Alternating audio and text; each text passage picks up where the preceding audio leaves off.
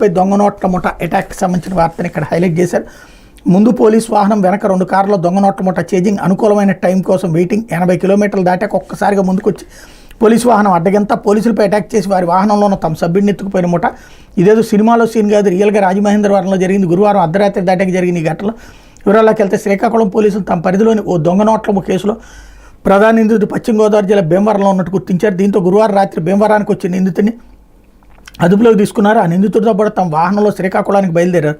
Rajamahendravaram RTC complex నుంచి విఎల్పురం సెంటర్కి వచ్చాక 2 కార్లు వెంబడించి వచ్చిన దొంగ నోట్ల ముఠ సభ్యులు పోలీసు వాహనాన్ని అడ్డగించారు. పోలీసులపై దాడి చేసి నిందితుడిని విడిపించి వాళ్ళ వాహనాల్లో తీసుకెళ్లిపోయారు.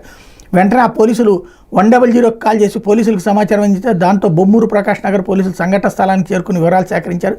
అర్ధరాత్రి దొంగ నోట్ల ముఠ పోలీసులపై దాడి చేసి వాళ్ళని అదుపులో నిందితుడిని విడిపించుకోవడం స్థానికంగా తీవ్ర సంచలనం రేకెత్తించింది. ఘటనపై 9 సెక్షన్ల కింద ప్రకాష్ నగర్ పోలీసులు కేసు నమోదు చేశారు. శ్రీకాకుళం పోలీసులు వాహనం వెనక వచ్చిన కార్ల వివరాల కోసం సీసీ ఫుటేజీలు పరిశీలిస్తున్నారు.